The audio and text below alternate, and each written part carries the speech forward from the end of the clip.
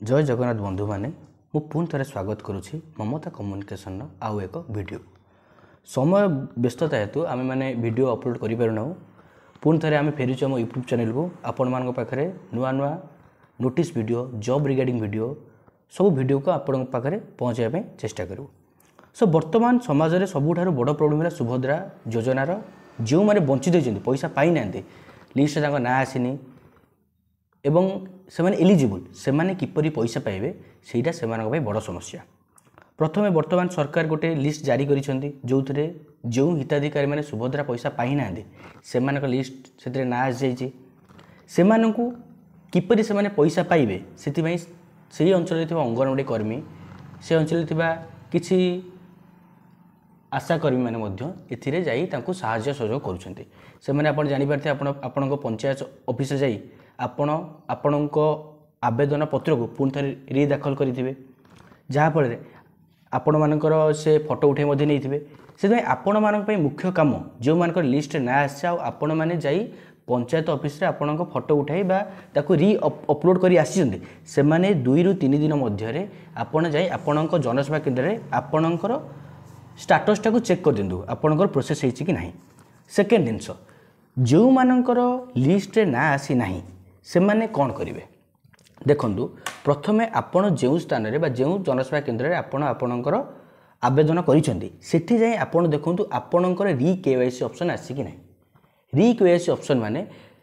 KYC माने know your customer से आपन को आउ थे जानापी चाहूँगी अर्थात मनकर किसी लोकंर आपणकर गाड़ी अच्छी बोली कटि जाइए किसी लोक स्कॉलरशिप पाई बोली कटि जाइए किसी लोकंर 5 एकर जमी अच्छी बोली कटि जाइए किसी लोक गवर्नमेंट एम्प्लॉयमेंट कटि जाइए तो सेमानकर ये जो री केवाईसी ऑप्शन अच्छी ताकू जाई जनसेवा केन्द्र में तुरंत सॉर्ट आउट करूँ कारण आमर जो डिसेम्बर 25 रे आपन जो चतुर्थ किस्ती आसबार अच्छी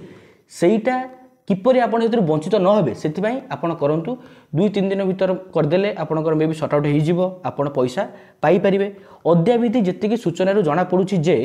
पाखापाखि 18,000 रू 20,000 मध्य लोक माने सुभद्रा योजना पाइबारु वंचित होइछन्ते किंतु खुशी खबर है कि 60% लोक पाई जाइछन्ते एवं आपणकर जो री केवाईसी ऑप्शन आसी आम पाखे मध्य री केवाईसी ऑप्शन गुड़ाई आसी आपण मारे जाई तुरंत एहाकु जनसेवा केन्द्र सॉर्ट आउट करूँ देखो आम जो देखो आपको जो री केवाईसी ऑप्शन आसूसी से किपर आपको जाए सॉर्ट आउट कर तुरंत कंटाक्ट करूँ। तापर आउ गोटे मुख्य जिनस जदि आपण मध्य किसी भी असुविधा हो देखो ये आम पेज अच्छे अभियोग गोटे पत्र से साइड रे दाखल करी से लिखी कि आपण प्रथमे ये जो अभियोग आपण कौन आपण एलिजिबल पाइबा मात्र आपण पाई नहांते से देखो ये प्रथम आपण आधार संख्या दिंतु आपण के